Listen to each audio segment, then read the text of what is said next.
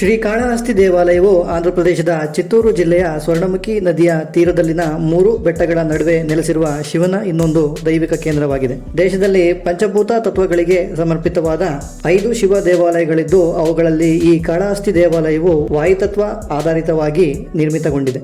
ದೇವಾಲಯವು ತಿರುಪತಿಯಿಂದ 36 ಕಿಲೋಮೀಟರ್ ಇದ್ದು ರೈಲು ಮತ್ತು ಬಸ್ಸಿನ ವ್ಯವಸ್ಥೆ ಉತ್ತಮವಾಗಿದೆ.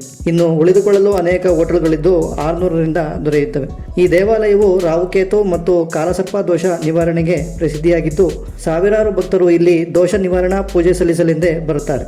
ಸಾಮಾನ್ಯವಾಗಿ ಈ ದೇವಾಲಯ ಭೇಟಿ ನೀಡಿದ ನಂತರ ತಮ್ಮ ಪಾಪ ದೋಷಗಳನ್ನು ಇಲ್ಲಿಯೇ ಬಿಟ್ಟು ಬೇರೆ ಯಾವ ದೇವಾಲಯಕ್ಕೆ ಭೇಟಿ ನೀಡದೆ ನೇರವಾಗಿ ಮನೆಗೆ ತೆರಳಬೇಕು ಎಂಬ ನಂಬಿಕೆ ಇದೆ.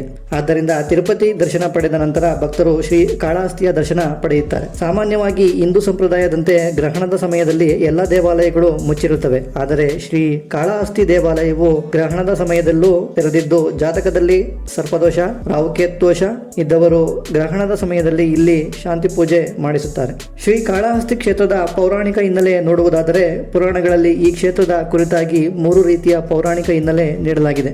ಸ್ವತಃ ವಾಯುದೇವನೇ ಈ ಕ್ಷೇತ್ರದಲ್ಲಿ ಕರ್ಪೂರದಿಂದ ಶಿವಲಿಂಗವನ್ನು ಸ್ವರ್ಣಮುಖಿ ತೀರದಲ್ಲಿ ನಿರ್ಮಿಸಿ ಪೂಜಿಸಿದನಂತೆ. ಅವನ ಭಕ್ತಿಗೆ ಒಲಿದ ಶಿವನು ವಾಯುದೇವನಿಗೆ 3 ವರವನ್ನು ನೀಡಿದನಂತೆ. ಮೊದಲನೆಯದು, ಪೂರ್ಣ ಬ್ರಹ್ಮಾಂಡದಲ್ಲಿ ನಿನ್ನ ಅಸ್ತಿತ್ವ ಇರಲಿದೆ, ಎಲ್ಲಾ ಜೀವಿಗಳಲ್ಲೂ ನೀನು ಇರುವೆ ಎಂದು. ಎರಡನೆಯದಾಗಿ, ನಿನ್ನ ಅಸ್ತಿತ್ವದ ವಿನಃ ಯಾವ ಜೀವಿಯೂ ಬದುಕಲಾರದು. ಮತ್ತು ಮೂರನೆಯದಾಗಿ, ನೀನು ಪೂಜಿಸಿದ ಈ ಕರ್ಪೂರ ಲಿಂಗವು ಇಲ್ಲಿಯೇ ಪೂಜಿಸಿ ವಾಯುಲಿಂಗ ಎಂದೇ ಪ್ರಸಿದ್ಧಿಯಾಗುವುದು ಎಂದರಂತೆ. ಅದರಂತೆ ಈ ಕಾಳಹಸ್ತಿ ಕ್ಷೇತ್ರವು ವಾಯು ತತ್ವದಿಂದ ನಿರ್ಮಿತವಾಗಿದ್ದು ಈಗಲೂ ಈ ಲಿಂಗಕ್ಕೆ ವಾಯುಲಿಂಗ ಎಂತಲೂ ಕರೆಯುತ್ತಾರೆ. ಇನ್ನೊಂದು ಪೌರಾಣಿಕ ಹಿನ್ನೆಲೆಯಂತೆ ಕೃತಯುಗದ ಪ್ರಾರಂಭದಲ್ಲಿ ಈ ಸ್ವರ್ಣಮುಖಿ ತೀರದಲ್ಲಿ ಒಂದು ಆನೆ, ಜೇಡ ಮತ್ತು ಸರ್ಪ ಶಿವನನ್ನು ವಿಶಿಷ್ಟವಾಗಿ ಆರಾಧಿಸುತ್ತಾ ತಮ್ಮ ಭಕ್ತಿ ವ್ಯಕ್ತಪಡಿಸುತ್ತಿದ್ದವು. ಆನೆಯು ನದಿಯಿಂದ ನೀರು ತಂದು ಎಲ್ಲವನ್ನು ಸ್ವಚ್ಛಗೊಳಿಸಿ ಪ್ರತಿದಿನ ಶಿವಲಿಂಗಕ್ಕೆ ನೀರು ಅಭಿಷೇಕ ಮಾಡುತ್ತಿದ್ದರೆ ಜೇಡವು ತನ್ನ ಬಲೆಯಿಂದ ಶಿವಲಿಂಗವನ್ನು ರಕ್ಷಿಸುತ್ತಿತ್ತು. ಇನ್ನು ಸರ್ಪವು ತನ್ನ ನಾಗಮಣಿಯನ್ನು ಶಿವಲಿಂಗದ ಮೇಲಿಟ್ಟು ಬೆಳಗಿ ಆರಾಧಿಸುತ್ತಿತ್ತು. ಹೀಗೆ ಈ 3 ಪ್ರಾಣಿಗಳನ್ನು ತಮ್ಮ ಭಕ್ತಿಯನ್ನು ಶಿವನಿಗೆ ತೋರಿಸಿ ಶಿವನು ಇವರ ಭಕ್ತಿಗೆ ಮೆಚ್ಚಿ ಈ 3 ಪ್ರಾಣಿಗಳಿಗೂ ಮೋಕ್ಷ ಪ್ರದಾನ ಮಾಡಿದರಂತೆ.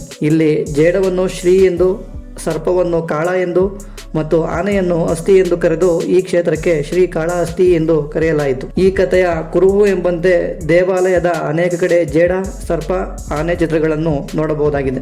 ಮತ್ತೊಂದು ಪೌರಾಣಿಕ ಹಿನ್ನೆಲೆಯಂತೆ ಬೇಡರ ಕಣ್ಣಪ್ಪನು ತನ್ನ ವಿಶಿಷ್ಟ ನಿಷ್ಠ ಶಿವಭಕ್ತಿಯನ್ನು ಈ ಕ್ಷೇತ್ರದಲ್ಲೇ ತೋರಿಸಿದ್ದು ಎನ್ನಲಾಗುತ್ತದೆ. ಅದರ ಕುರುಹು ಎಂಬಂತೆ ಈ ಕ್ಷೇತ್ರದಲ್ಲೇ ಕಣ್ಣಪ್ಪನ ದೇವಾಲಯವನ್ನು ನೋಡಬಹುದು.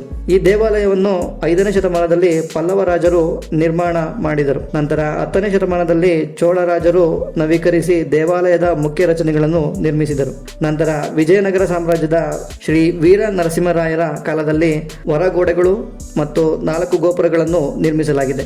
ಮುಖ್ಯ ಗೋಪುರ ಮತ್ತು 100 ಕಂಬಗಳ ಮಂಟಪವನ್ನು 1516ರಲ್ಲಿ ವಿಜಯನಗರದ ಸಾಮ್ರಾಜ್ಯದ ರಾಜ ಕೃಷ್ಣದೇವರಾಯ ನಿರ್ಮಿಸಿದನು. ನಂತರ ಬಂದಂತಹ ರಾಜರುಗಳು ಇದನ್ನು ದಾಳಿಕೋರರಿಂದ ರಕ್ಷಿಸಿ ನವೀಕರಿಸುತ್ತಾ ಬಂದಿದ್ದರು.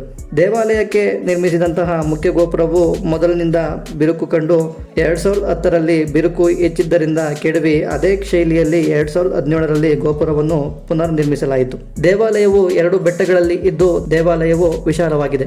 ಗರ್ಭಗುಡಿಯಲ್ಲಿ ಯಾವುದೇ ಕಿಟಕಿ ವ್ಯವಸ್ಥೆ ಇಲ್ಲದಿದ್ದರೂ ಅಲ್ಲಿ ಹಚ್ಚಿರುವ ದೀಪಗಳು ಗಾಳಿಗೆ ಅಲುಗುತ್ತಿರುತ್ತವೆ. ಗರ್ಭಗುಡಿಯ ಬಾಗಿಲು ಮುಚ್ಚಿದರೂ ಈ ದೀಪಗಳು ಅಲುಗುತ್ತವೆ. ಇದಕ್ಕೆ ಕಾರಣ ವಾಯು ತತ್ವದಿಂದ ನಿರ್ಮಿತವಾದ ಈ ಶಿವಲಿಂಗದಿಂದಲೇ ಗಾಳಿಯು ಬರುತ್ತದೆ ಎಂಬ ನಂಬಿಕೆ.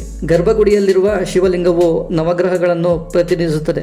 ಪ್ರಮುಖವಾಗಿ ರಾಹುಕೇತುಗಳನ್ನು ಪ್ರತಿನಿಧಿಸುವುದರಿಂದ ಇಲ್ಲಿ ರಾಹುಕೇತು ದೋಷಗಳಿಗೆ ಶಾಂತಿ ಪೂಜೆ ಮಾಡಿಸಲಾಗುತ್ತದೆ. ಶಿವನ ಪತ್ನಿಯಾದ ಪಾರ್ವತಿಯು ಇಲ್ಲಿ ಜ್ಞಾನ ಪ್ರಸನ್ನಾಂಬಿಕೆಯಾಗಿ ನೆಲೆಸಿದ್ದಾಳೆ. ದೇವಾಲಯದ ಹತ್ತಿರವೇ ಜ್ಞಾನ ಪ್ರಸನ್ನಾಂಬಿಕೆ ಗುಡಿ ಅಲ್ಲದೆ ಇನ್ನೂ ಅನೇಕ ಚಿಕ್ಕ ಚಿಕ್ಕ ಗುಡಿಗಳನ್ನು ದೇವಾಲಯದ ಅಂಗಳದಲ್ಲಿ ನೋಡಬಹುದು.